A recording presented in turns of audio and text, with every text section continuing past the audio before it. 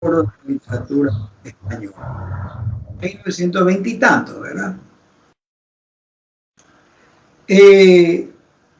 Uno de los poetas que puede darnos una idea muy acabada de todo lo que significó esa generación es Rafael Alberti, porque él comenzó en esa época y terminó de escribir hace unos 15, 20 años cuando murió, porque siguió escribiendo y vivió 102 años.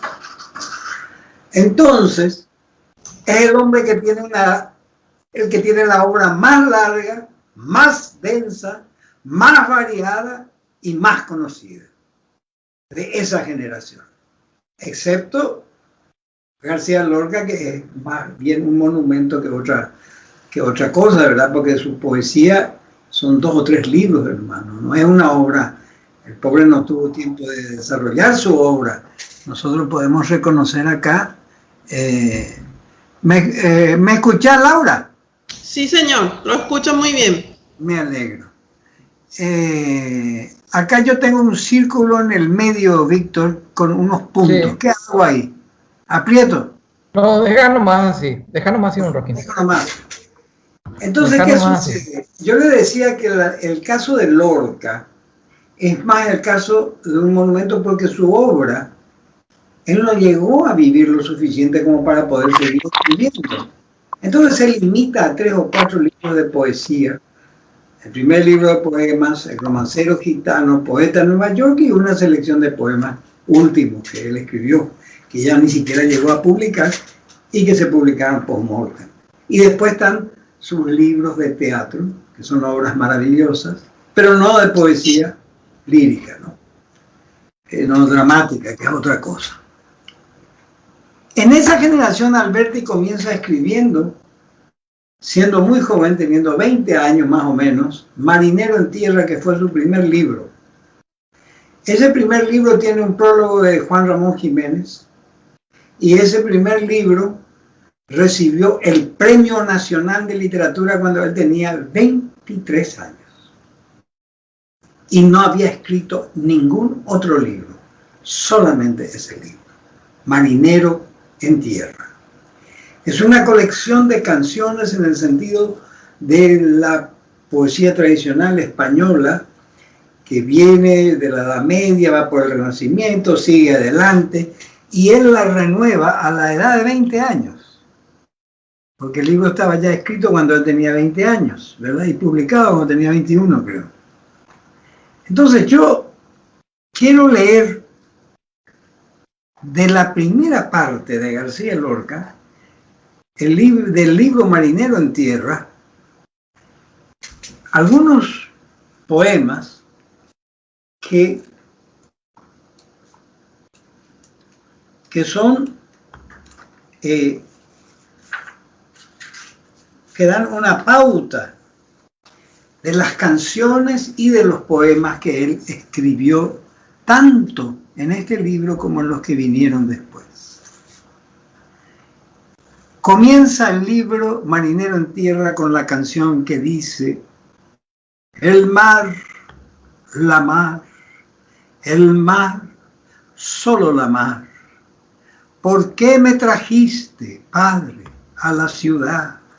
¿Por qué me desenterraste del mar? En sueños, la marejada me tira del corazón.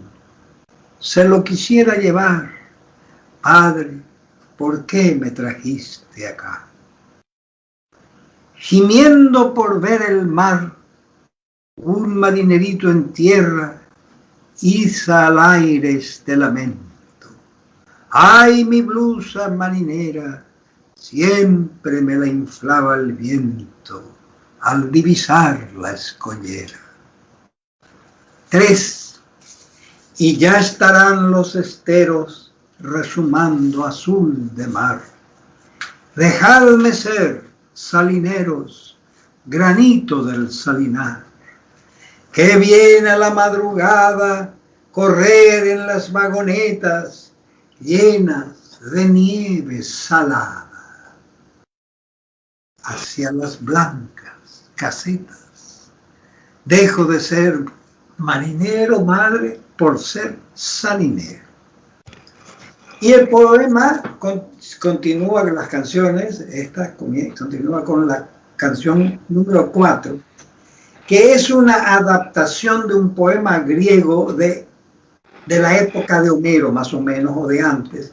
Es el mito griego que establece que Polifemo tenía un amor suyo en el mar, en el fondo del mar. Y él no la podía ver, entonces él se tiraba al fondo del mar para ver a su novia.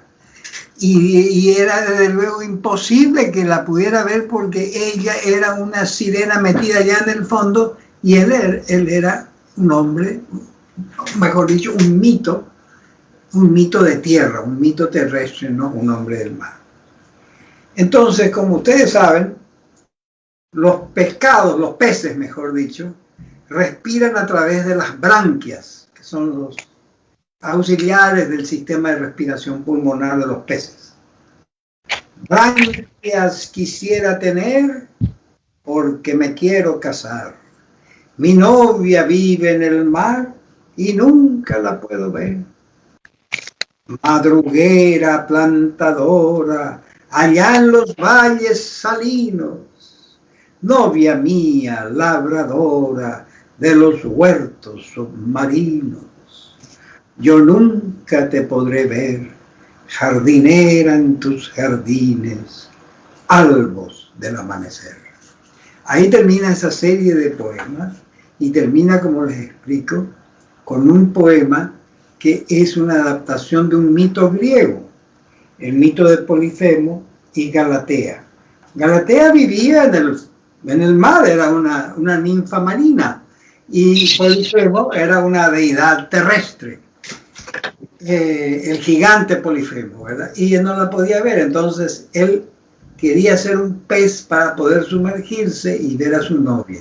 Él hace esa adaptación a un cantar popular que es en realidad un cantar muy refinado, una canción muy refinada, como todas las que él escribe, que vienen del cancionero popular de la Edad Media, del Renacimiento y del Renacimiento. Ahora, lo que yo les quiero explicar es lo siguiente. Cuando decimos cancionero popular español, muchas veces no tenemos nombre de los autores. Se tiene solamente el nombre de los recopiladores. Por ejemplo, cancionero de Baena. Baena era un recopilador de canciones medievales, entonces queda el nombre de él y no conocemos el nombre de los autores. De muchos autores, no. Algunos que otros quizás sí, y después son todos poemas atribuidos. Pero ¿qué sucede? En realidad, las canciones más finas eran de poetas, profesionalmente poetas, que lo más importante para ellos era la poesía.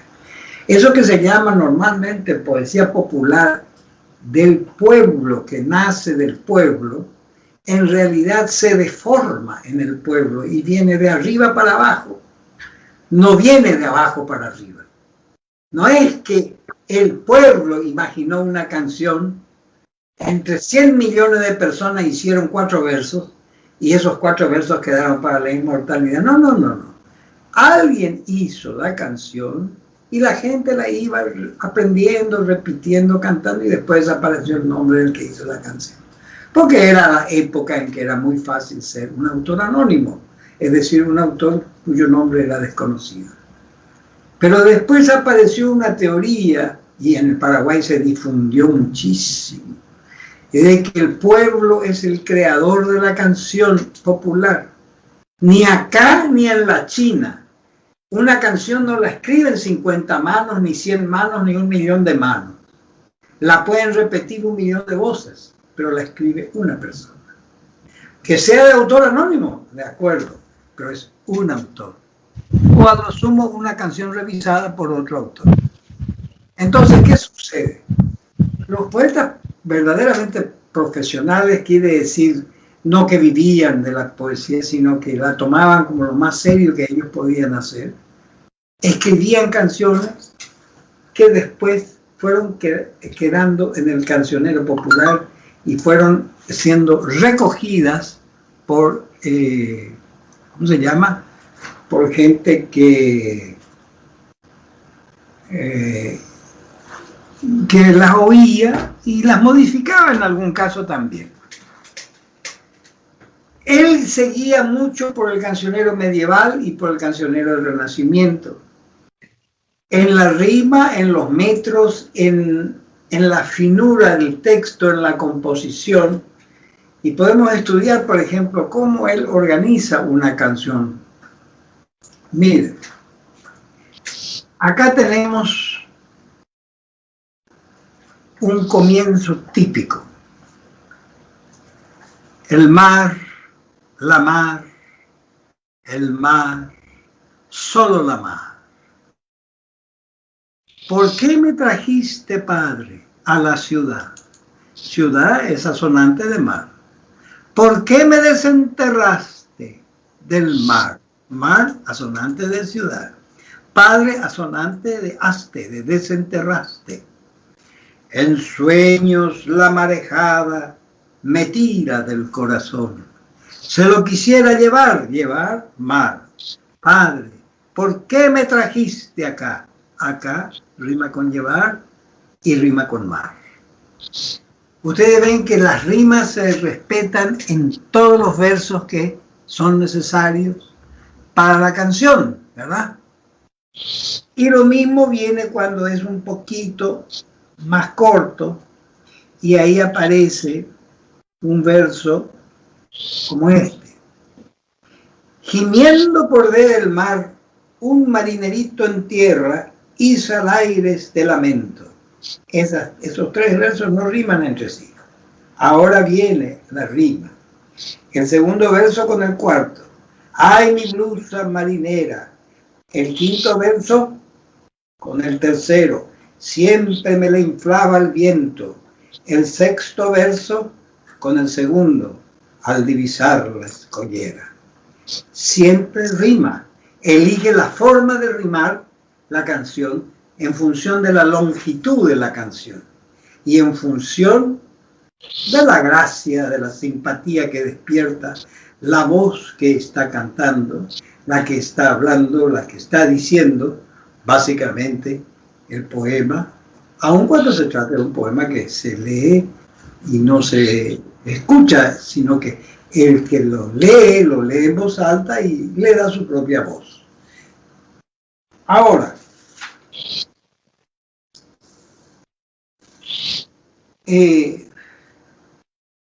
vamos a ver esta otra canción. Qué altos los balcones de mi casa, pero no se ve la mar, qué bajos. Sube, sube, balcón mío, trepa el aire sin parar, sé terraza de la mar, sé torreón de navío. Es un cuarteto. Sube, sube, balcón mío, trepa el aire sin parar, sé terraza de la mar, sé torreón de navío.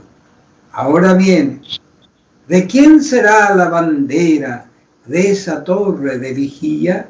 Marineros, es la mía. Bandera no tiene rima. ¿Por qué? Porque el verso queda libre. Rima el último con el penúltimo. Cada canción tiene su propio esquema de rima, sigue su propia melodía y sigue su propio contenido. Entonces, el libro que es una suma de canciones y poemas, después vamos a ver los poemas, encuentra en las canciones de Marinero en Tierra, acá, este libro, en las canciones encuentra una renovación que en el cancionero popular español, popular quiere decir, como ya les expliqué, que no tiene nombre de autor, no que sea una cosa hecha por 1 millón de personas. Entonces, en el cancionero aparece, en 1920 y tanto, aparece un renovador de la canción española de la Edad Media y del Renacimiento. 3 siglos pasaron, o 4, sin que nadie hubiera escrito canciones como las que yo acabo de leer. Entonces, Lorca en el cancionero Lorca en el romancero. Y Alberti en el cancionero renuevan las dos formas populares del verso. Y por decir las formas populares no estoy diciendo lo que ya les dije, que son obras comunes, sino que son obras de poetas cuyos nombres se han perdido. Ahora bien, vamos a ver aquí, cuando salimos de las canciones,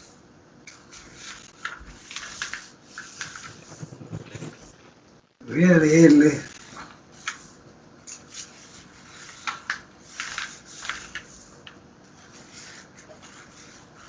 uno de los poemas con los cuales él termina el mundo del cancionero y entra después en los poemas. Escuchen bien esta canción, que es una de las más hermosas que se han escrito en el siglo XX y ya en cualquier época. Si mi voz muriera en tierra, llevadla al nivel del mar y dejadla en la ribera. Llevadla al nivel del mar y nombradla capitán de un blanco bajel de guerra. Esa canción es la última de la primera serie y termina así. Escuchen bien cómo termina, porque la forma de terminar la canción ha sido siempre estudiada como una maravilla gráfica del pensamiento del poeta, que se puede dibujar. Eso quiere decir gráfica.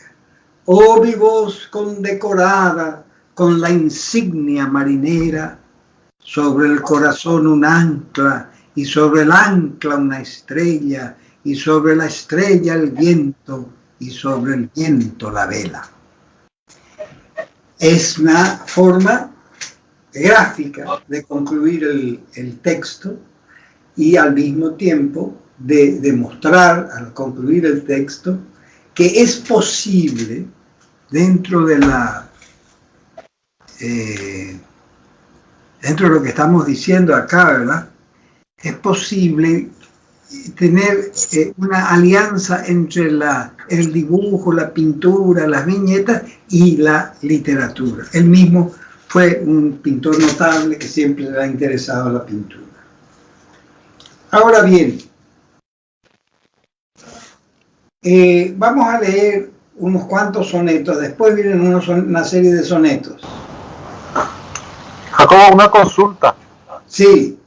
Con respecto a este párrafo de Alberti sobre el mar, la mar, sí, siempre está presente el mar como temática principal. En todo el libro. En todo el libro. En todo el libro, Marinero en Tierra. Exactamente.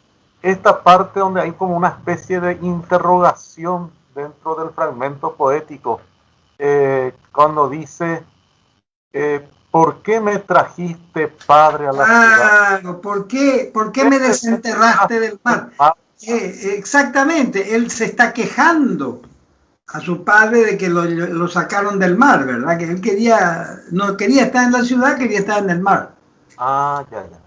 Ese es el punto ahí, ¿verdad? Aclarado. Ahora viene después una serie de sonetos, y es autor de uno de los sonetos más interesantes en español del siglo XX, en mi opinión, por lo menos.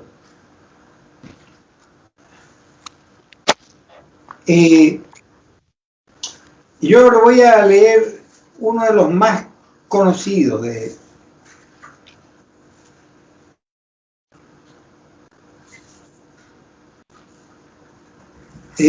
a Federico García Lorca, que eran grandes amigos, ¿no? Sal tú bebiendo campos y ciudades, en largo ciervo de agua convertido, hacia el mar de las albas claridades, del martín pescador mecido nido, que yo saldré a esperarte amortecido, hecho junco a las altas soledades, herido por el aire y requerido por tu voz sola entre las tempestades. Deja que escriba, débil viento frío, mi nombre en estas aguas corredoras que el viento llama solitario río. Disuelto ya en tu nieve el nombre mío, vuélvete a tus montañas trepadoras, siervo de espuma, rey del monterío. Ahí termina el soneto. Usted puede ver ya cómo él utiliza la rima interna con la final. Hacia el mar de las albas claridades del martín pescador, mecido nido, ¿verdad? Ahora aparece la rima en la primera palabra con la última del mismo verso. Herido por el aire y requerido por tu voz sola entre las tempestades.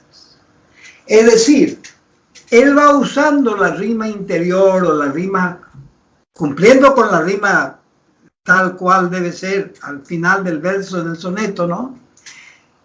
Utiliza rimas interiores, ya sean consonantes o asonantes, para remorar el efecto brutal que tiene la rima siempre en el soneto, al anticipar la rima y demorar el efecto de sorpresa del otro y hacerlo correr hacia el siguiente verso y darle así al soneto casi una velocidad que no tiene sino en grandes poetas, como por ejemplo Quevedo, como por ejemplo Garcilaso, etc., ¿no? Acá, por ejemplo, a una pariente prima de él, que se llamaba Rosa, que tocaba el arpa. Y la palabra rodapié en el balcón significa el lugar que está debajo del barandal del balcón, y ahí está el pie de la persona que está mirando desde el balcón y pone el pie en ese lugar. Eso es rodapié. Rosa de Alberti allá en el rodapié del mirador del cielo se entreabría, pulsadora del aire y prima mía, al cuello un lazo blanco de moaré. El barandal del arpa desde el pie hasta el bucle en la nieve la cubría, enredando sus cuerdas verdecía, alga en hilos la mano que se fue. Llena de suavidades y carmines, fanal de ensueño vaga y voladora, voló hacia los más altos miradores. Miradla, querubín de querubines, del vergel de los aires pulsadora, pensativa de Alberti entre las flores. Tenía 22 años, 21 años cuando escribió este soneto. Estos sonetos que ustedes ven ahora. Está considerado el poeta más precoz de España, el maestro más precoz. Ya era un maestro a esa edad, ya era Premio Nacional de Literatura. Nunca más se dio el Premio Nacional de Literatura a un escritor de 22 años. Un jurado que estaba Antonio Machado y Juan Ramón Jiménez. Ya pueden tener una idea de quién era él, ¿verdad? Ahora, ese libro, Marinero en Tierra, que fue el primero, que lo prepara él como el gran renovador de la canción y el gran renovador curioso, porque renovar sonetos, él renueva el soneto al darle una gran afinidad con la plástica. Se puede ver el soneto de Alberti casi siempre, no siempre, pero casi siempre. Por ejemplo, el que yo he leído ahora, ¿verdad? Ahora bien, vamos a buscar ahora, después de este libro, otro que se llama El alba del Alelí. Es de 1925-26.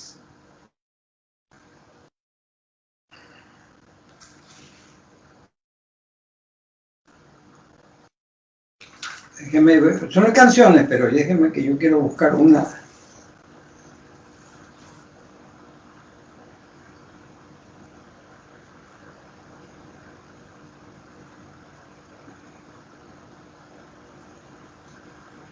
Miren este retrato en forma de canción, tan limpia, tan peinada, con esos dos peinecillos que te asesinan las sienes.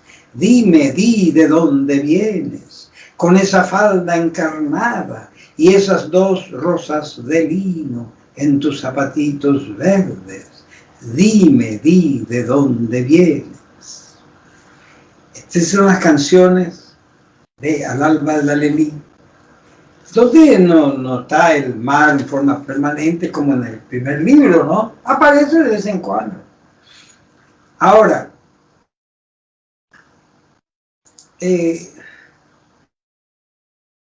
hay un sentido del humor que no es precisamente un humor satírico, sino simplemente es un humor que se presta a una situación risueña. La novia toca la campana de la catedral y yo sin zapatos yéndome a casar. ¿Dónde está mi velo, mi vestido blanco, mi flor de azahar? ¿Dónde mi sortija, mi alfiler dorado, mi lindo collar? Es la novia la que habla, ¿no? Date prisa, madre, toca la campana de la catedral. ¿Dónde está mi amante querido? ¿En dónde estará? Toca la campana de la catedral y yo sin amante yéndome a casar. El poema es humorístico en el sentido risueño del caso. Habla de la que quiere casarse y no tiene novio. En España no se dice novio. Novio es el ya que está en el altar, verdaderamente. Entonces, la novia es una exageración de parte de él. Ella habla de su enamorado, de su amante. La palabra amante no quiere decir nada feo en español. No es la aceptación de la palabra en el uso francés que se puso en el Río de la Plata y se copió en el Paraguay. Como de costumbre, se copia todo lo del Río de la Plata y nada de lo de España. Bueno. Ahora, es humorístico, digo yo, en el sentido de lo risueño. La novia que se quiere casar y ni siquiera tiene un hombre con el cual casarse, no hay un enamorado del que pueda decir, bueno, vamos a casarnos. Es una situación humorística risueña. Esto es muy interesante.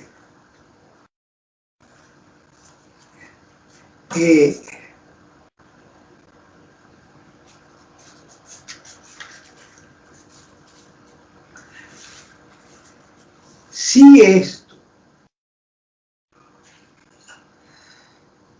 muy andaluz como era él,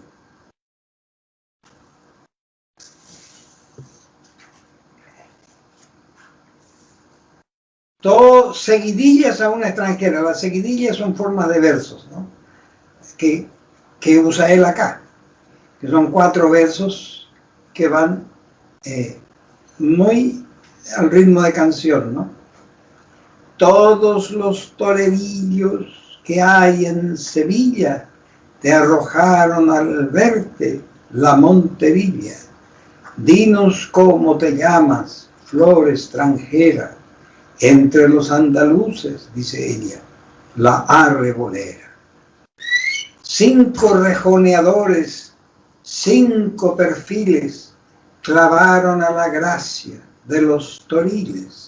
Gracia negra de fuego tras los percales, pintándolos de moras de los morales. ¿Por qué ocultas la cara tras la mantilla y rueda por el ruedo tu gargantilla?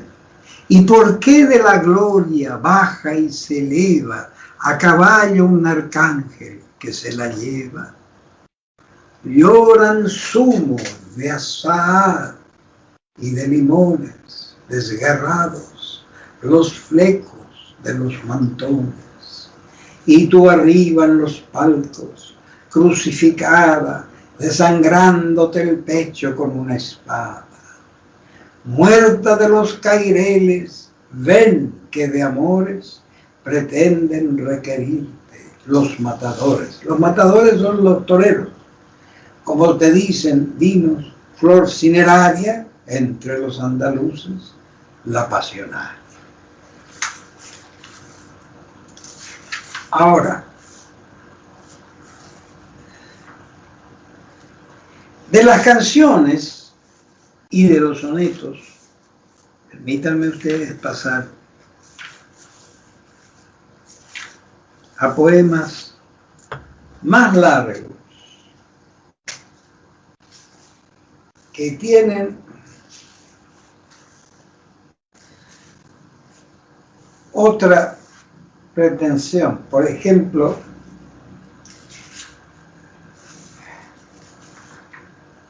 permítanme ir acá.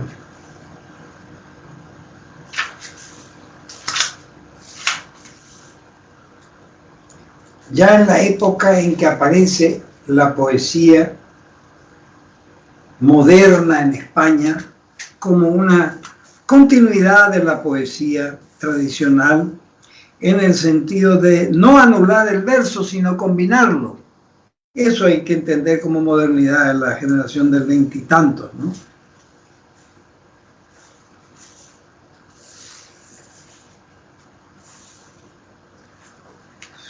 Calderón de la Barca, en una de sus obras, dijo: yo era un tonto y lo que vi y lo que he visto me ha hecho dos tontos. Entonces, él escribe un poema que se llama Yo era un tonto y lo que he visto me ha hecho dos tontos. Esto es del año 29. Aparecen dos grandes astros del cine. Charlotte, que es Carlitos Chaplin, y Harold Lloyd, otro gran cómico del cine mudo. Y acá lo quiero poner. El tercero es Buster Keaton, que era también otro gran artista cómico del cine mudo. Y dice: Buster Keaton busca por el bosque a su novia, que es una verdadera vaca. Poema representable. Así eran las películas de Buster Keaton, ¿no? Este poema, que es de 1929, Yo era un tonto y lo que he visto me ha hecho tonto, es decir, una colección de poemas, una especie de retablo.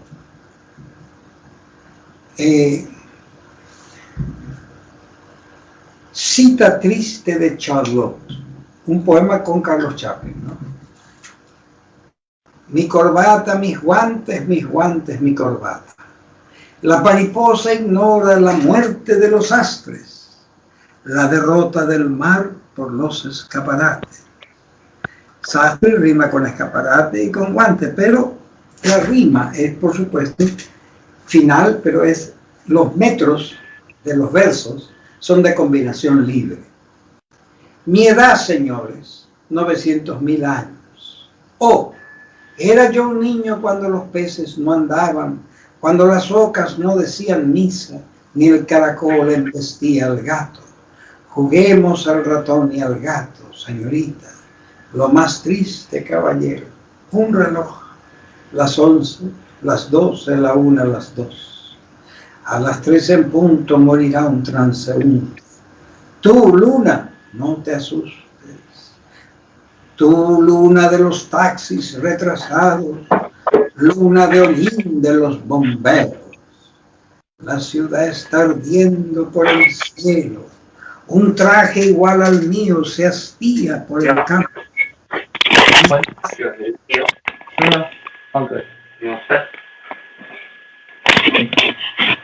¿Quién vino ahí?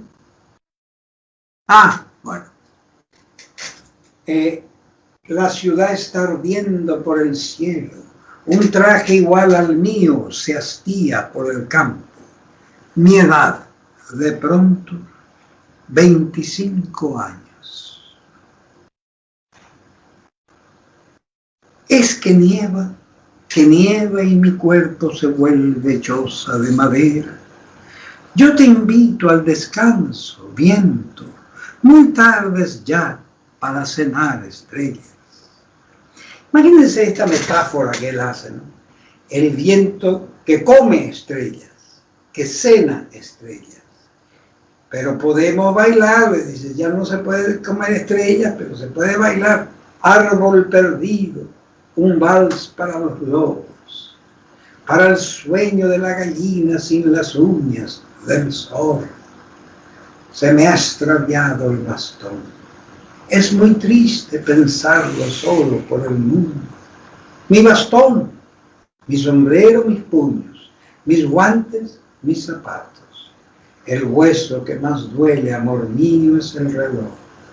Las 11, las 12, la 1, las 2, las 3 en punto. En la farmacia se evapora un cadáver desnudo. Ustedes pueden ver acá la creación de un poeta sobre el trabajo de un genio del cine que era Chaplin. ¿Y cómo imagina él una película de Chaplin? Chaplin no filmó esta película. Esta película no se puede filmar. En realidad, la comicidad de Chaplin era otra. Él busca una comicidad que fuese poetizable. Intervienen los personajes tales como el reloj, el viento, las nubes, las estrellas, etcétera, etcétera, etcétera. Y los hace conversar con él. Lo más triste es, por supuesto, el reloj. Lo más triste es que pasa el tiempo. El título general de la colección de poemas, Yo era un tonto y lo que he visto me ha hecho dos tontos, es una burla de sí mismo, ¿verdad? Cuando un poeta se burla de sí mismo, hace lo que hace cualquier hombre que se burla de sí mismo, demuestra que tiene un gran sentido del humor y que se puede burlar de otros, que puede hacer sátira porque él se toma a sí mismo en burla. Él puede hacer humor consigo mismo.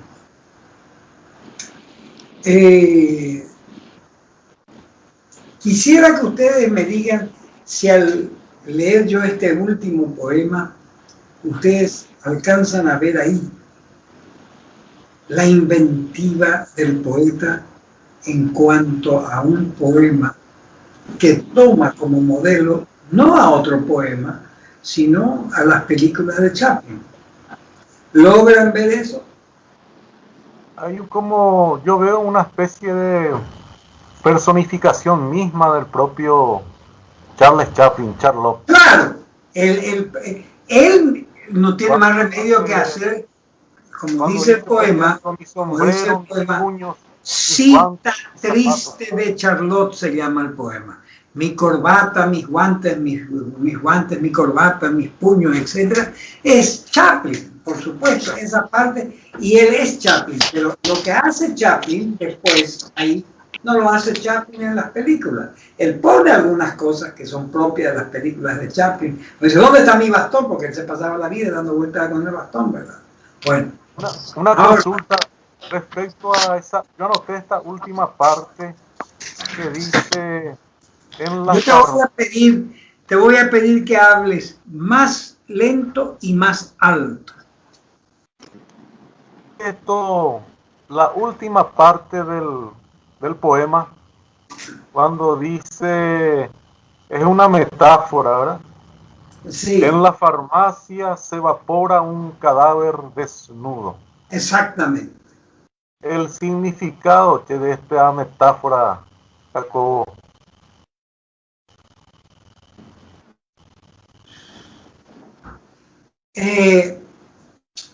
Un cadáver generalmente no se evapora.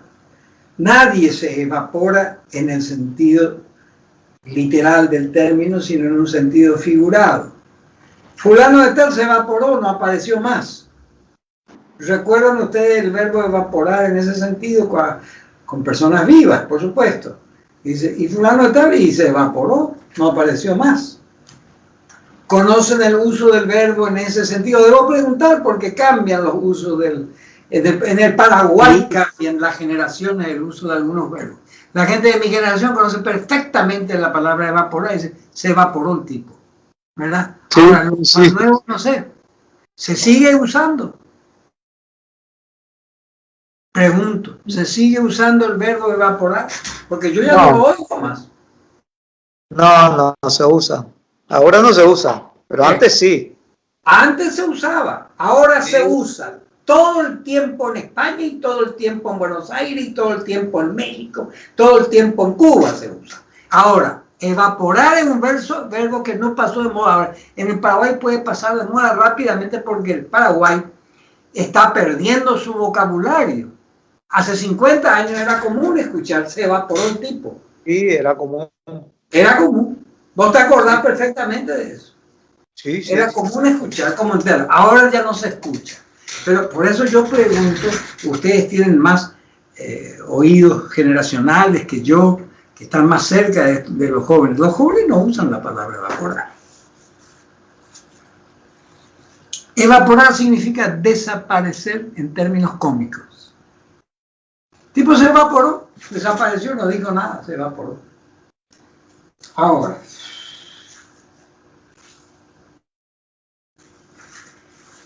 viene uno de los libros fundamentales de él llamado Sobre los Ángeles, escrito entre 1927 y el 28.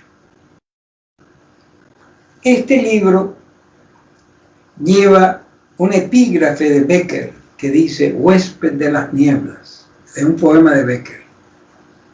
Y Huésped de las nieblas es el título de la primera parte del libro.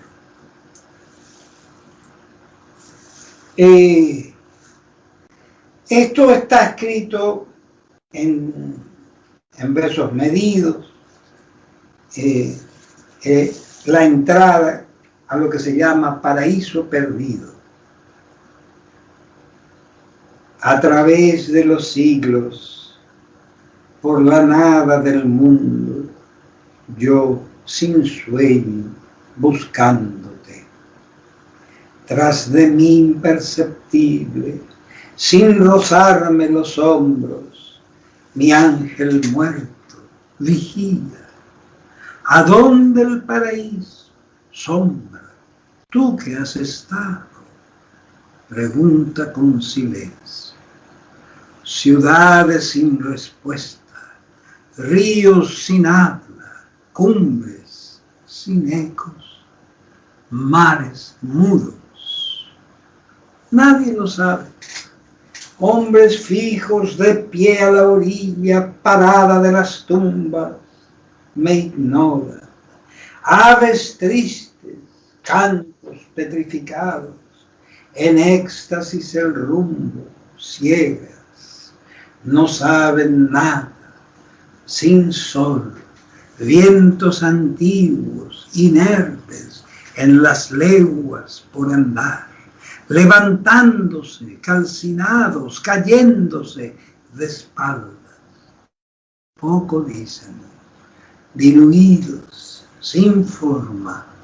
La verdad que en sí ocultan huyen de mí los cielos, ya en el fin de la tierra sobre el último filo, resbalando los ojos, muerta en mí la esperanza. Ese pórtico verde busco en las negras cimas. Oh boquete de sombras, hervidero del mundo, qué confusión de siglos, atrás, atrás, qué espanto de tinieblas sin voces, qué perdida mi alma. Ángel muerto, despierta, ¿dónde estás?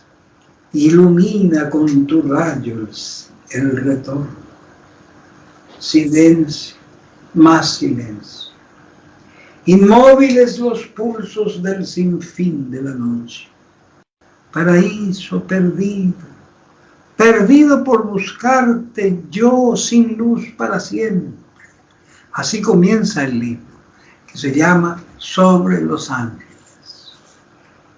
Este libro no tenía título, pero ya estaba totalmente escrito y son todos ángeles. Y el poeta buscaba un título y el que le dio la idea del título es el poeta Pedro Salinas y le dijo, ¿por qué no le llamas Sobre los Ángeles? Y le llamó Sobre los Ángeles.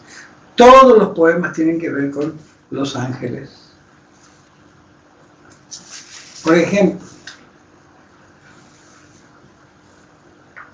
mirá, el cuerpo deshabitado. Yo te arrojé de mi cuerpo, yo con un carbón ardiendo.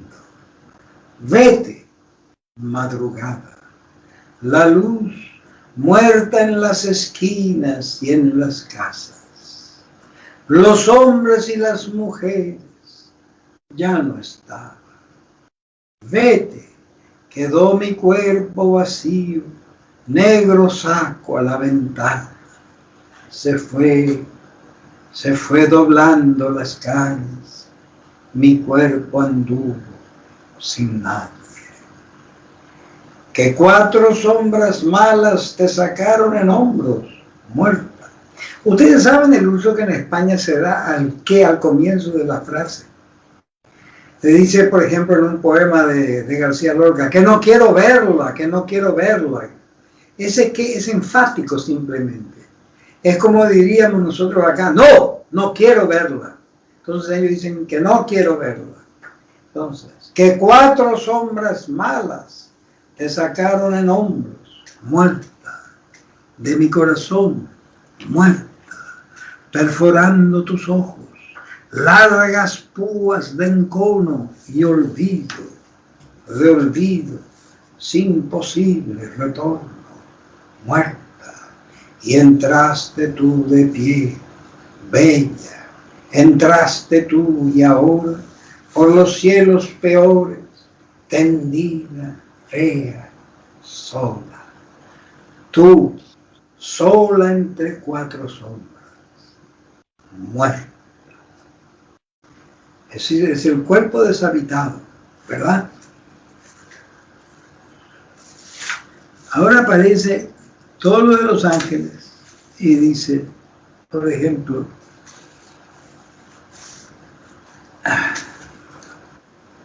el ángel de los números, vírgenes con escuadras y compases velando las celestes pizarras, y el ángel de los números, pensativo, volando del 1 al 2, del 2 al 3, del 3 al 4.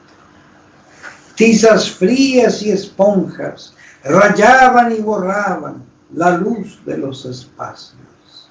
Ni sol, luna, ni estrellas, ni el repentino verde del rayo y el relámpago, ni el aire, solo nieblas. Vírgenes sin escuadras, sin compases, llorando, y en las muertas pizarras, el ángel de los números, sin vida, amortajado, sobre el 1 y el 2, sobre el 3, sobre el 4. Canción del ángel sin suerte, tú eres lo que se va, agua que me lleva, que me dejará. Buscadme en la hora, lo que va y no vuelve, viento que en la sombra se apaga y se enciende. Buscadme en la nieve, lo que nadie sabe, tierra movediza que no habla con nadie. Buscadme en el aire. De todo lo que hemos leído hasta acá, hasta este momento, como ustedes pueden ver, es la primera parte de la obra de Alberti y son 10 años de su obra, desde 1922 hasta 1929. Son varios libros. Está Marinero en tierra, que es el primero. Está El alba de la Lelí, que viene después. Está Yo era un tonto y lo que he visto me ha hecho 2 tontos. Y está Sobre los ángeles, que es uno de los grandes libros de Alberti, también. Bueno, ustedes pueden ver que el manejo que el hombre tiene del idioma, con toda franqueza, es insuperable. El manejo del verso es insuperable. El manejo de la metáfora ustedes encontraron una metáfora que no pudieran seguir, que se les trancaba porque no entendían de qué se trataba. No. Podían releerlo y entonces seguían tranquilamente, ¿verdad? No hay una dificultad en lo que se refiere a la comprensión del poema, pero tampoco existe una dificultad en el acto de gozar leyendo un poema y leyéndolo, por supuesto, en voz alta. Quisiera yo encontrar algunas preguntas, a ver si Laura tiene algunas preguntas que nos hacen nuestros amigos, nuestras amigas que están en Facebook generalmente, ¿no? Señor, A ver, Laurita. No hay preguntas, pero sí hay saludos. La gente quiere hacernos llegar sus saludos y sus felicitaciones siempre a usted. Saluda a Ana Ramírez, nuestra compañera Ana Ramírez.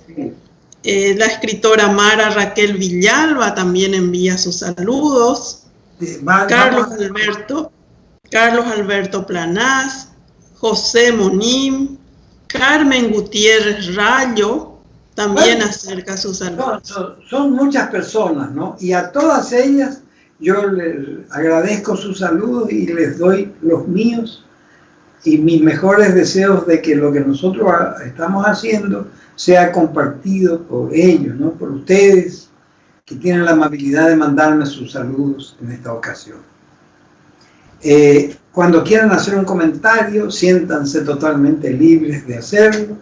O ya una pregunta también, como de costumbre. Una consulta, Jacobo. Sí. Respecto nomás a la, vamos a decir, a la prosa poética, al estilo más que nada poético de César Vallejo y Rafael Alberti. Sí. Noto más que en la poesía de Alberti veo mayor musicalidad, metáforas más claras, más musicales. Pero son dos poetas muy diferentes. Contrariamente a César Vallejo, que era mucho más hermético. Vamos a comenzar por establecer diferencias. Son dos poetas absolutamente diferentes. Los puntos de coincidencia son rarísimos, si existen. Yo no los encontré nunca. Como puntos de coincidencia en su poesía no los he encontrado, ¿no?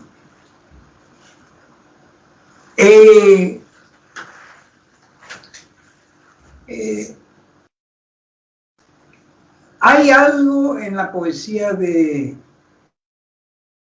gran poeta peruano que fue César Vallejo, y es hacer de la poesía del dolor una poesía rayana con la poesía de la esperanza y transformar la injusticia también en esperanza y alentar las grandes, en el caso de Vallejo, ¿no? Y también de Alberti y de todos los poetas, pero en el caso de Vallejo es muy notorio, transformar las injusticias que sufre la gente en esperanza de una mejor vida, una mejor sociedad, etcétera, etcétera.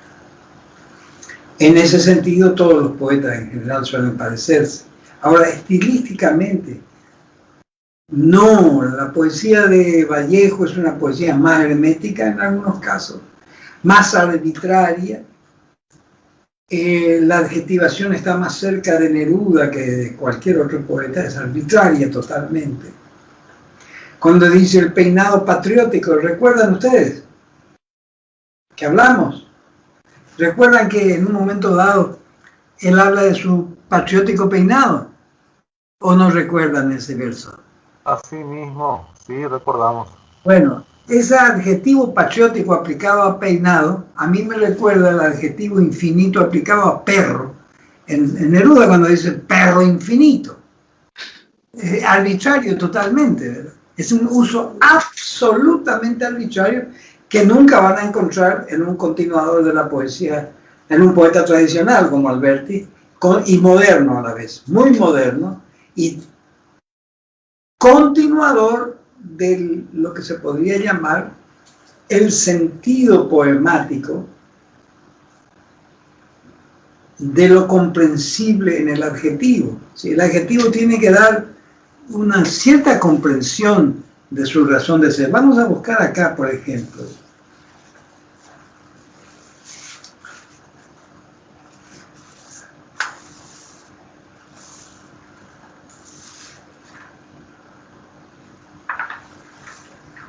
Permítanme.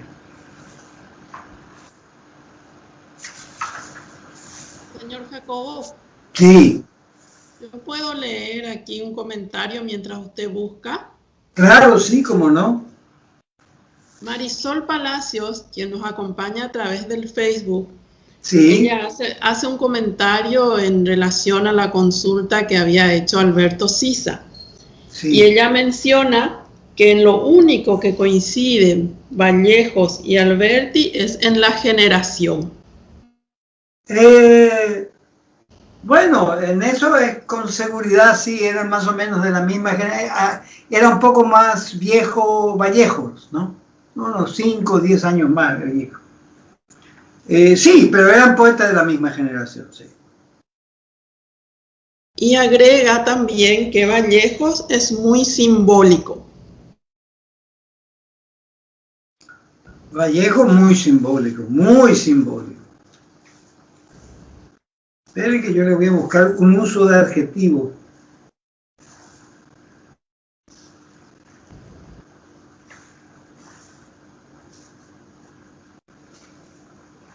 Madrid, otoño, en 1936, en la Guerra Civil, en el libro Capital de la Gloria.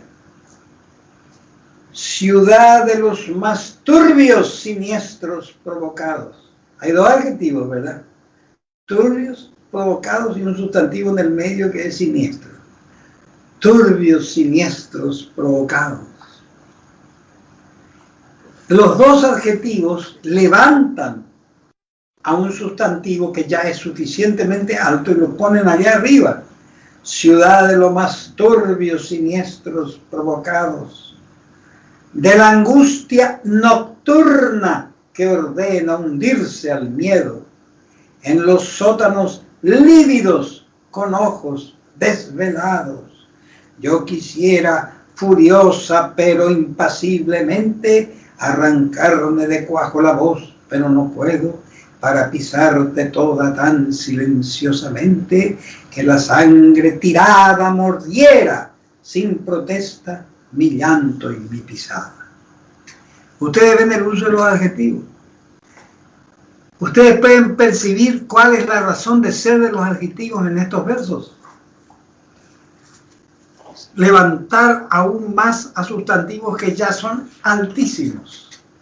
Elevar el verso a una altura prácticamente inalcanzable. Yo no conozco ni Vallejo ni ningún poeta que tenga en 5 o 6 versos, describa una ciudad bombardeada como describe Alberti. Esta es una ciudad bombardeada. Yo no conozco a nadie que hubiera escrito esto. Ciudad de los más turbios siniestros, claro, los incendios provocados, de la angustia nocturna que ordena hundirse al miedo, en los sótanos lívidos con ojos desvelados. Yo quisiera, furiosa, pero impasiblemente, es todo lo contrario de furiosa, ¿no? Arrancarme de cuajo la voz, pero no puedo, para pisarte toda tan silenciosamente que la sangre tirada mordiera sin protesta mi llanto y mi pisada. Ahora a ver esto. Por tus desnivelados terrenos y arrabales, ciudad por tus lluviosas y ateridas afueras, hoy las hojas difuntas pisando entre trincheras, charcos y barrizales, los árboles acodan desprovistos las ramas por bardas y tapiales, donde con ojos fijos espían las troneras un cielo temeroso de explosiones y llamas. Yo veo este poema generalmente largo, es como una de las descripciones más terribles de una ciudad bombardeada.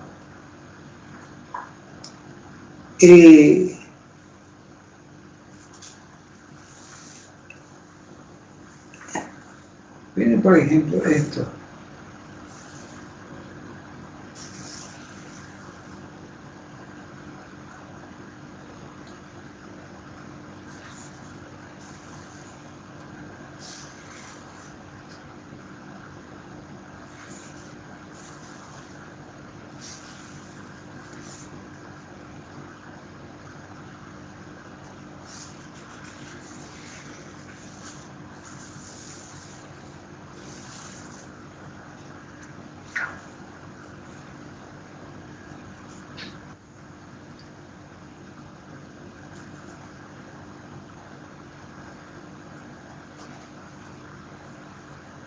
Recuerdo un poema de un amigo muy querido que era Pleyar, que se inspiró en este poema, y él me lo dijo.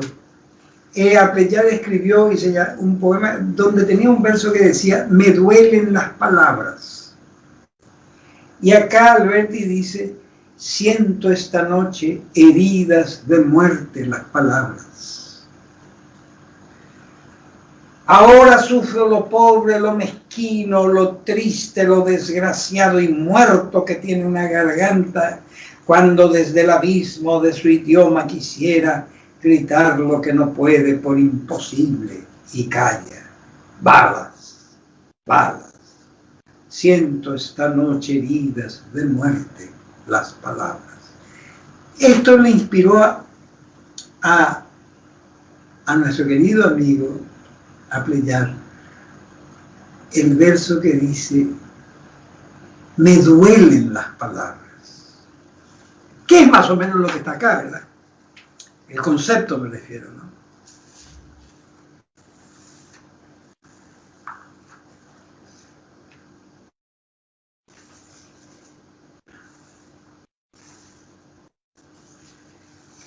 Ahora vienen unos sonetos que él escribe en el 39 y 40.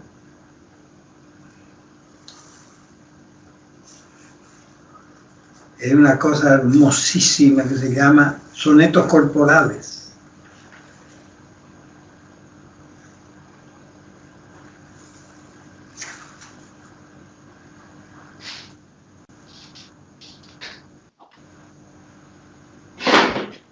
Miren este poema. Nace en las ingles un calor callado, como un rumor de espuma silencioso. Su dura mimbre el tulipán precioso dobla sin agua, vivo y agotado. Crece en la sangre un desasosegado, urgente pensamiento belicoso. La exhausta flor, perdida en su reposo, rompe su sueño en la raíz mojado.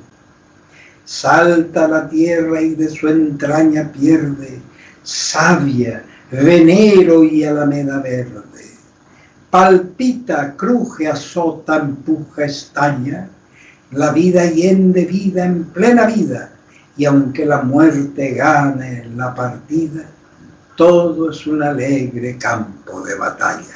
Es decir, la lucha entre el hombre y la mujer por finalmente acostarse, esto quiere decir, ¿no?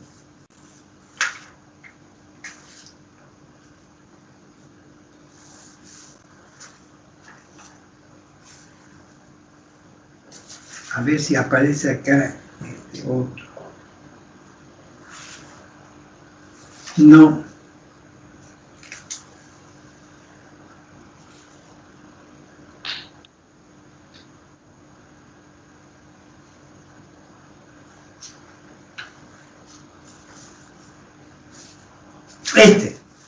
Un papel desvelado en su blancura, la hoja blanca de un álamo intachable, el revés de un jazmín insobornable, una azucena virgen de escritura, el albo viso de una córnea pura, la piel del agua impúber e impecable, el dorso de una estrella invulnerable sobre lo opuesto a una paloma oscura. Lo blanco a lo más blanco desafía, se asesinan de cal los carmesíes y el pelo rubio de la luz escano. Nada se atreve a desdecir al día, mas todo se me mancha de alelías por la movida nieve de tu mano. Ese verso final, la movida nieve de tu mano. ¿Qué les parece para decir que la mano es blanca, no?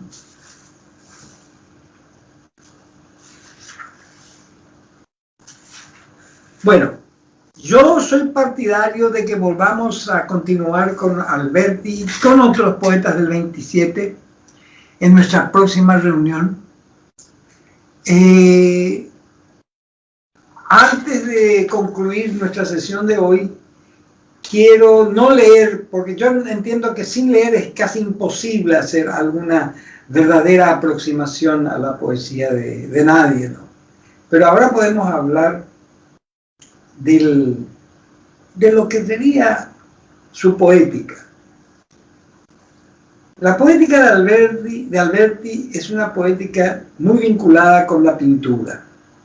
Por lo tanto, es una poética horaciana del poeta Horacio de Roma, ¿no? Que decía, ut pictura poiesis, la poesía debe ser como la pintura. Se debe poder leer, pero se debe poder ver al leer lo que se está leyendo. Es decir, hay una imagen permanente en casi todos sus poemas, prevalece el sentido visual.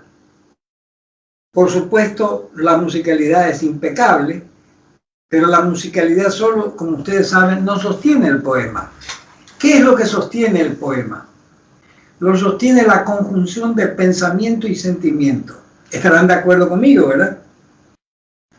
Se conjugan, se unen el sentimiento y el pensamiento para sostener al poema. En esa conjunción, la música es ciertamente fundamental, pero estamos hablando de la música de las palabras, es decir, estamos hablando de contenidos. A diferencia de la música, que son sonidos que no tienen un significado en palabras, el sonido de las palabras no está separado del contenido de la palabra, del significado de la palabra. Entonces, la poesía es un arte semántico, un arte del significado, pero no es un significado que solo se fundamente en el pensamiento o solo en el sentimiento, sino en una unión de pensamiento y sentimiento que es muy difícil.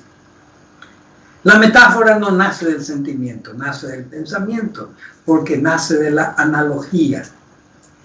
Analogía es comparación de una cosa con otra parecida. Esa es una operación del pensamiento, no del sentimiento. Pero el sentimiento es el que maneja ese pensamiento y lo lleva por un camino. Lo mismo sucede con todas las figuras literarias.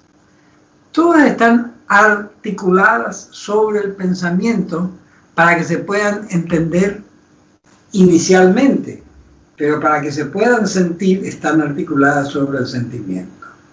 Poesía sin emoción para mí no existe, y la emoción es la conjunción de sentimiento y pensamiento, que se da maravillosamente en un poeta como Alberti. Eso quería decirles antes de que continuemos la semana que viene con nuestra poesía. Yo no estoy pudiendo ver mi imagen acá. Ahí donde está Víctor, ¿me puede escuchar? Don Jacobo. Sí. Yo quiero leer una última acotación que realiza Marisol Palacios. Ah, con gusto. Hubiera leído así como no. Estoy escuchando. Ella dice que la poesía de Alberti hasta se puede oler. ¿Cómo no? Tiene sentido. La poesía, aparecen ahí frutas, flores, todo, aparece de todo. Él tiene un lindo poema que escribió ya cuando era mayor. Tiene un verso que dice: una naranja es un pequeño sol, dice. Es un hermoso verso. Una naranja es un pequeño sol. Y yo siempre articulo el olor de la naranja con un cierto aroma solar, curiosamente, ¿verdad? Porque siempre me gustó ese poema. Es verdad, es verdad. Tiene un libro autobiográfico que se llama La Arboleda Perdida. Sí, en 2 tomos, sí. 2 tomos. Él estuvo viviendo muchos años, creo, en Buenos Aires también. Sí, él vivió desde 1939 hasta el 61, por ahí en Buenos Aires. Después se fue a Italia. Y después se fue a España. Volvió a España. Él estuvo desterrado de España, como también estuvo Cernuda. Toda esa generación estuvo desterrada, prácticamente toda la generación aquí.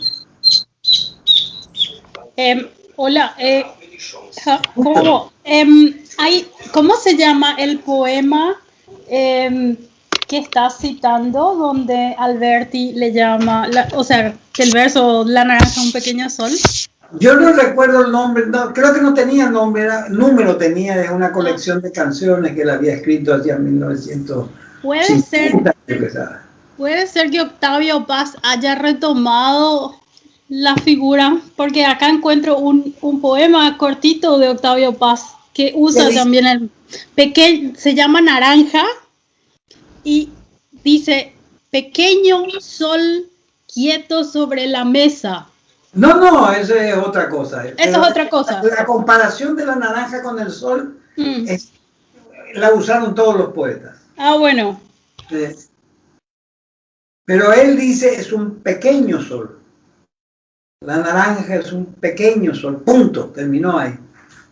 No es sobre la mesa, ni en un árbol, ni en ningún lugar.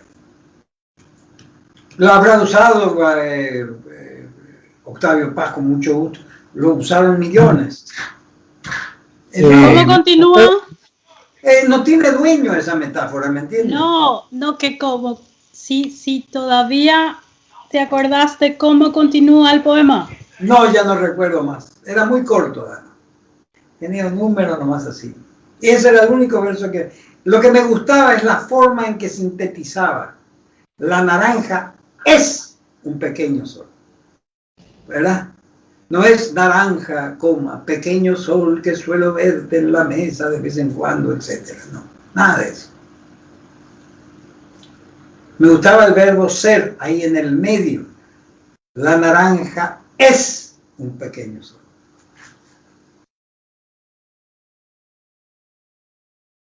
Que termina con la analogía para crear la identidad. Ustedes entienden la diferencia entre analogía e identidad. Ser es identidad. Y cómo es como un pequeño sol es una analogía, ¿verdad? Entonces, de la analogía saltamos a la identidad, convierte una cosa en otra directamente. Jacobo. Sí. Jacobo, ¿puedes dar una pinceladita final sobre Sí. la influencia de Alberti? Pues, ¿de qué influencia él dio? Toda la Edad Media, todo el Renacimiento. Particularmente era un gran conocedor de Góngora, pero de todo el Renacimiento y de toda la Edad Media. Toda la literatura española, él bebió todo eso. Sí. Ya. Correcto. Él tenía 2 poetas que uno ve en su obra que marcaron mucho de su obra, que son Garcilaso y Baudelaire. Eran 2 grandes que él los usó muy bien, Garcilaso y Baudelaire. Él tiene un poemita corto al comienzo de su carrera ahí en el Marinero en Tierra, donde dice: si Garcilaso volviera, yo sería su escudero. Qué buen caballero era. ¿Verdad? Pero ahora tenemos muchos tipos que dicen: si Garcilaso volviera, yo sería el primero que le daría una patada y cosas así, ¿verdad?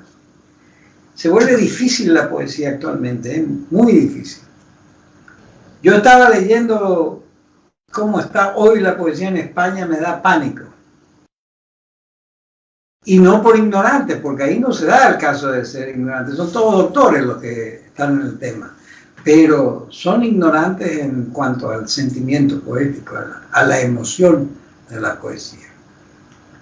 Hablan de la pospoesía, hablan de, no sé, cosas que yo no, francamente no alcanzo a entender qué quieren dar a entender diciendo eso, ¿verdad? ¿Y cuál sería la causa de eso, de esa situación? ¿Cuál podría ser si es que uno puede identificar algo? Hay una hipótesis que a mí me interesa, que es multicausal, ¿verdad? O policausal, que tiene muchas causas, pero que hay una que marca también lo que está pasando en Francia, en España por lo menos todavía alguno que otro poeta, pero en Francia ya no hay más. En Inglaterra sobreviven, los más jóvenes tienen mi edad, 80 años ya. La poesía en Europa ha decaído. No la novela, la novela está cada vez más, diríamos, cada vez más fuerte, más interesante incluso. Pero la poesía ha caído muchísimo porque se rompe totalmente la posibilidad de continuar con la tradición. Yo sostengo que el arte que no se guía en la tradición tiene la obligación de ser genial, pero ningún artista tiene la obligación de ser genial excepto el que rompe la tradición. Ahora, ¿quién rompe la tradición? ¿Cuántos genios? ¿Cuántos puede haber? Yo no sé. Y además no la rompen totalmente, la deforman nomás. Pero esta nueva poesía muchas veces, excepto con la técnica de que todos los versos tienen 7 sílabas o 11 sílabas, con eso ya arreglaron todo. Cualquier imbécil hace eso.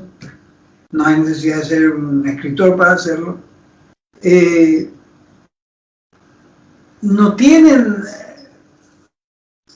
una continuidad en los temas, en las emociones, en la fórmula que cada poeta puede seguir, solamente tomando como modelo a un poeta anterior.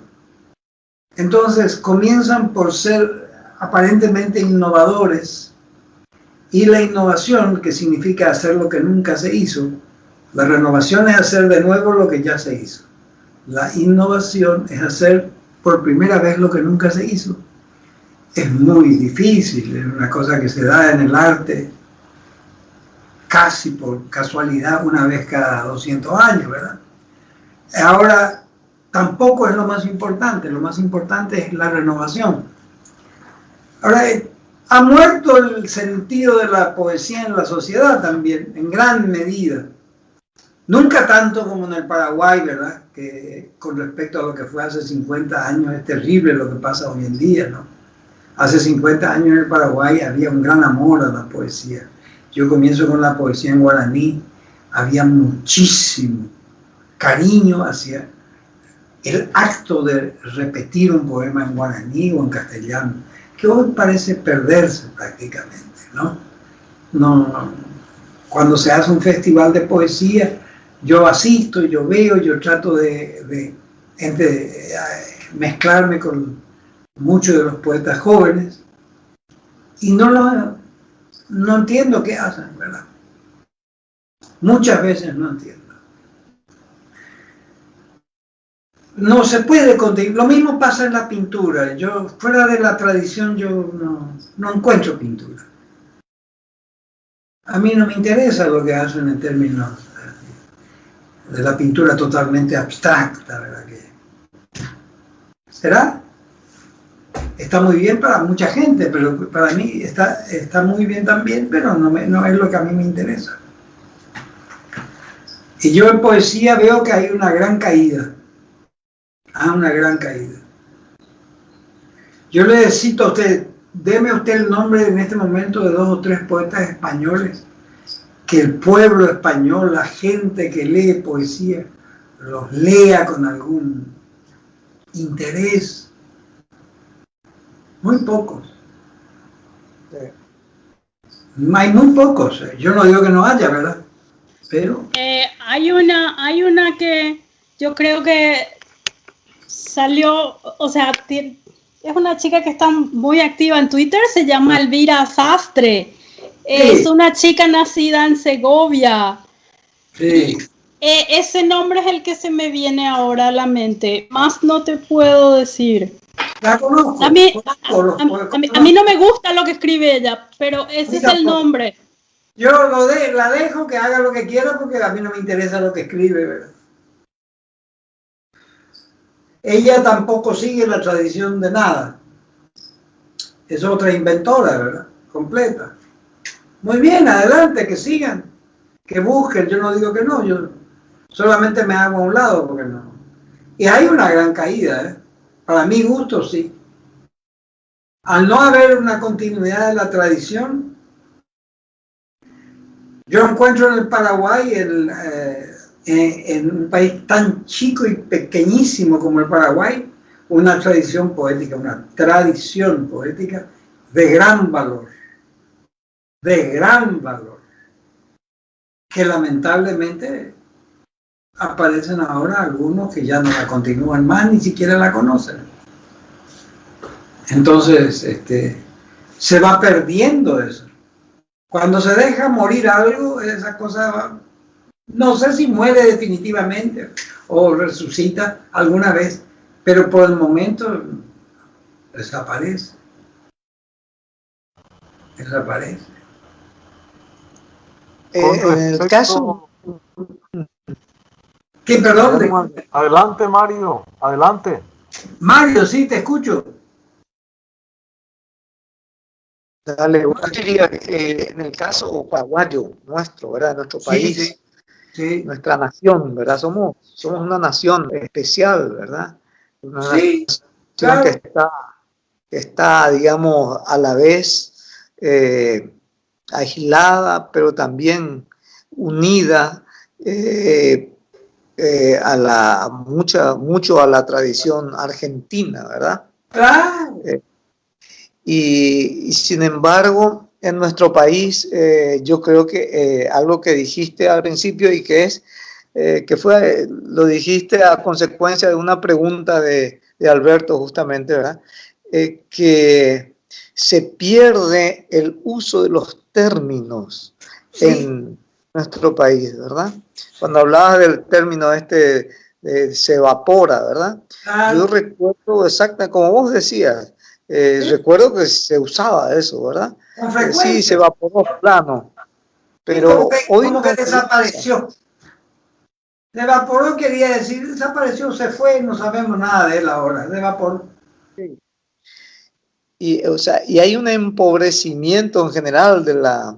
Bueno, acá se hizo un estudio que te puedo decir, Mario, la poca cosa que yo sé del estudio que se hizo.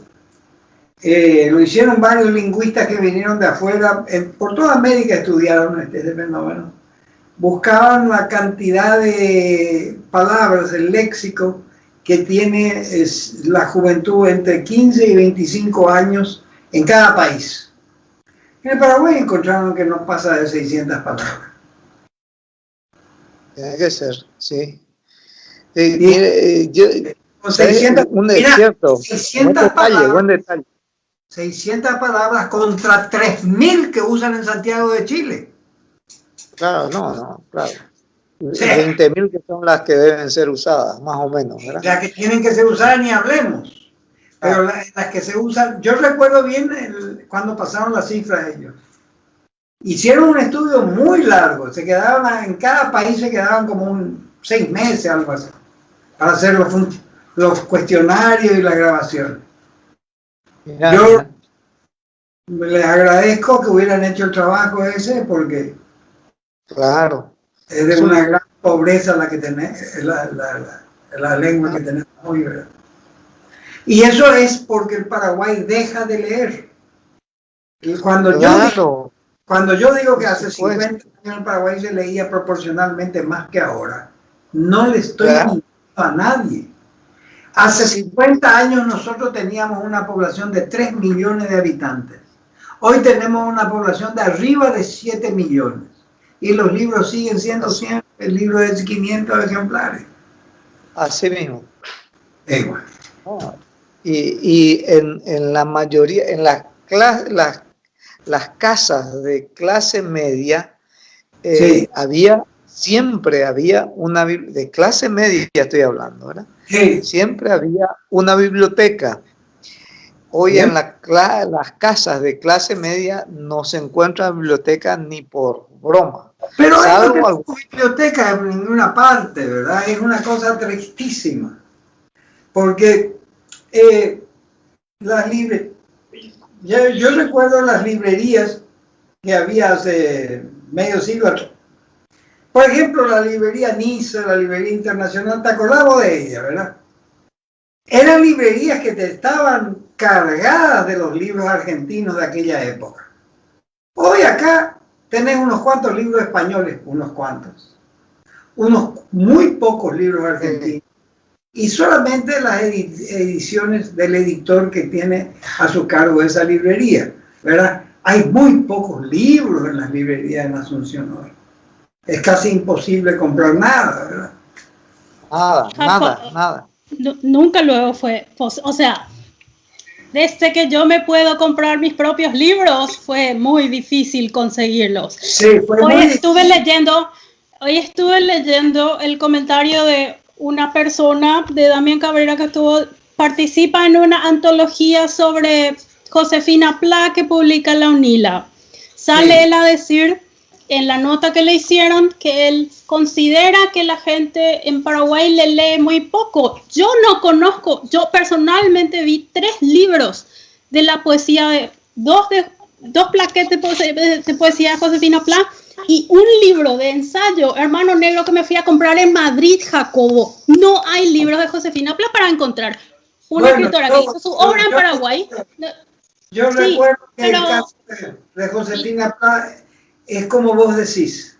Lo recuerdo ¿Cómo de antes. vamos a leer si ni siquiera podemos encontrarlos? Bueno, No vamos a pero hablar de es que comprar. Tener, por ejemplo, mira, yo te voy a poner un caso que yo odio tener que decirlo, pero yo respondo de mí mismo. Yo tengo publicados 7 libros en la Argentina, 3 libros en España, 3 o 4 libros en México y un libro en Perú, que es un homenaje que me hicieron los peruanos. Y el resto, por supuesto, son 40 y tantos libros publicados en Asunción, ¿verdad?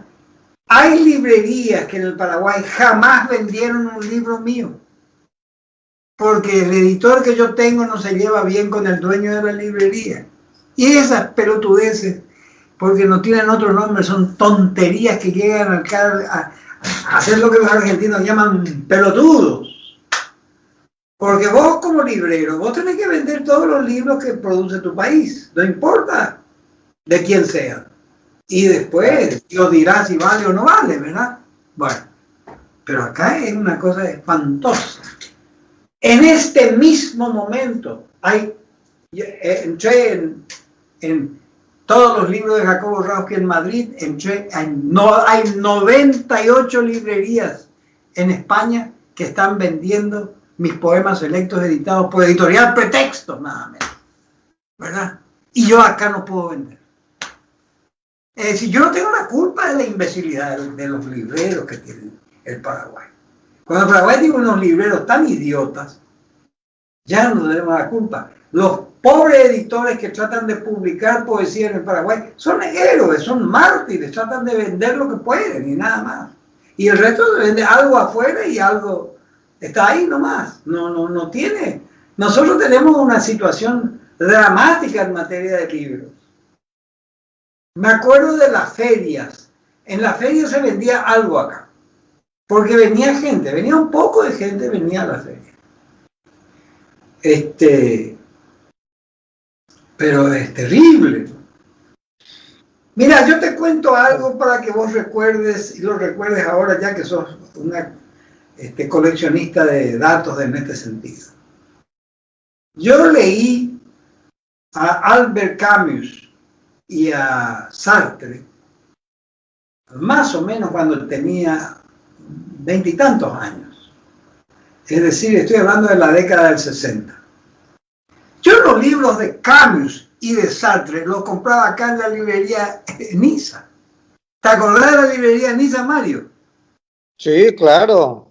Bueno, y cuando él no tenía un libro que yo quería, lo traía de Buenos Aires. Tranquilamente lo traía.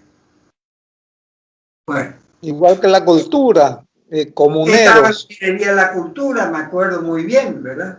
Sí, yo te digo, comuneros. un acuerdo con esa librería cuando no había un libro ellos me lo traían, ¿verdad? Bueno, acá había más libreros serios que ahora.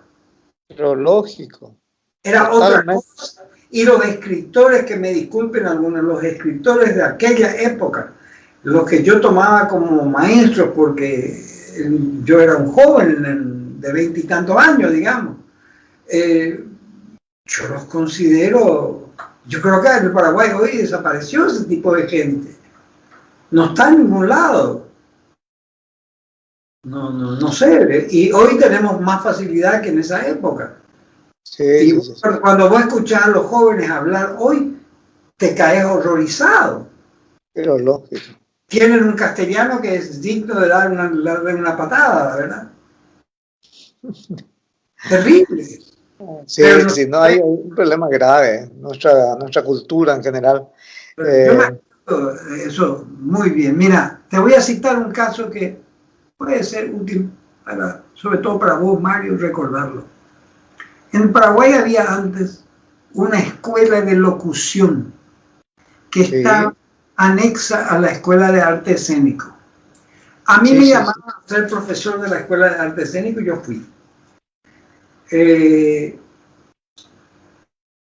Y la Escuela de Locución enseñaba a los futuros locutores el arte de hablar en público y lo enseñaba muy bien. Y los locutores eran señores locutores en aquella época. Hoy son personas que no se les entiende cuando hablan. No se les entiende. Había gente, tanto hombres como locutores como locutoras, que eran estupendas. Hoy no se les entiende. No sé yo qué sentido tiene suprimir o no seguir con ese tipo de enseñanza, cuando ese tipo de enseñanza ayuda al pueblo paraguayo a formarse. Pero no sé. Así es. Así es. No, yo quería puntualizar ahí un temita nada más, ya que estamos ¿Cómo no? al final de la cuestión. ¿Qué es lo que faltaría en Paraguay, verdad? El tiempo que estuve en Costa Rica, fueron 4 años y medio, ¿verdad? Lo que me tocó vivir es que mucha gente de edad media, digamos, entre los 30 y los 50 años, por decir, esa gente, se juntaba en los cafés y leían poesía. O sea, gente, te digo, de 6 personas, 7 personas. Vos ibas a un café y veías que había 2 mesas reservadas al fondo, o a veces eran pequeños espacios aparte, así que tenían, y donde estaban leyendo poesía, ¿verdad? Y uno decía, quiero sentarme allá cerca de la ventana. No, eso está ahí para los que vienen para la poesía. O sea, gente que va y por su iniciativa leían poesía. Y leían poesía ajenas, digamos, de autores y también las propias, ¿verdad? Entonces no es que había un lugar, un bar o una cafetería especial para ellos, no, en cualquiera de las cafeterías que uno iba, había un espacio siempre reservado, aunque el resto sea de lugares más mundanos, digamos, ¿verdad? Menos especial, pero siempre había eso. Entonces vos decís, ¿qué diferencia, caramba? Acá, vos sabés bien, el café literario que teníamos, lo tuvimos 21 años, y era exclusivo, digamos, se inclinaba, tenía esa temática para eso, ¿verdad? Y había bastante gente que quería aprovechar el lugar, mucha gente fue, ¿no? Pero después no hay, y aparecieron inclusive cafés literarios, pero que hacen otra cosa, pasan películas o Sí, no son fomentan la literatura. No son.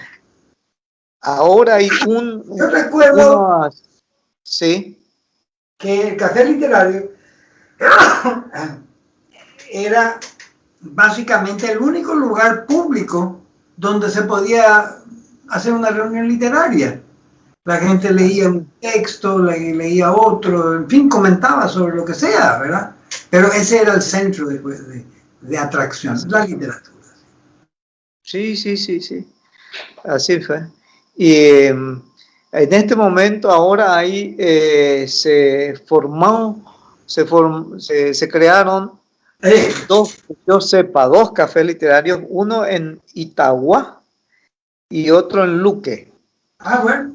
Todo de gente que iba al café y que entonces están abriendo. Tomó como modelo el café. Sí.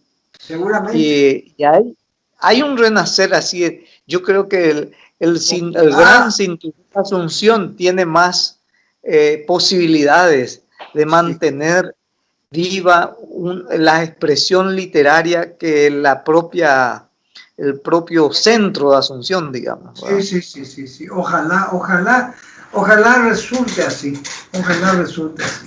Yo creo que sería una gran cosa para el Paraguay que vuelva a surgir eso. Víctor, decime una cosa. Esta parte que yo te estaba citando acá, ¿me escuchás, verdad? No está Víctor. No escucha Víctor, ¿eh? No está. Bueno. Víctor. A ver. No. ¿Ustedes me escuchan ahora? Yo sí. Sí, yo te escucho. Sí. Bueno. No, lo que yo decía es que eso sería una gran cosa para el Paraguay, un renacer literario por parte de la gente que se reúne en centros públicos, ¿verdad? En lugares, en un café, ¿verdad? En otra época eran los bares, eran las leñadas, etcétera, ¿verdad? En esta época es más bien un café. Así es. Sí. Bueno, hagamos un café aquí en Samberg. Hagámonos, estaría muy lindo. Dale. Por lo menos iniciemos una acción y después vemos qué pasa. Oh, cómo no. Muy bien. Yo quiero hablar un rato con Víctor y no lo encuentro. Hola, Víctor. Víctor. No está él. Se fue a otro lado. Bueno, vamos a terminar nuestra reunión de hoy, ¿verdad? Bueno. Y vamos a dejar para el próximo miércoles a las 6 la continuidad de la poesía española de la generación del 27, o del grupo del 27, como quieren llamarlo. Les deseo a todos un feliz fin de semana y sigamos en lo nuestro, ¿verdad? Como siempre. Que tengan... Un abrazo para todos. Muchas gracias, Jacobo. Un abrazo para todos ustedes. Abrazo. Igualmente. Saludos. Gracias, Jacobo. Gracias. Muchas gracias, Jacobo. Gracias. Chao, Mario. Chao, Alberto. Chao, José. Chao. Mario. Chao, Alberto. Laura, Marisol, toda la gente. Un abrazo. Gente que no sé los nombres también, pero que participa ahí. Sí, Chao. para la próxima.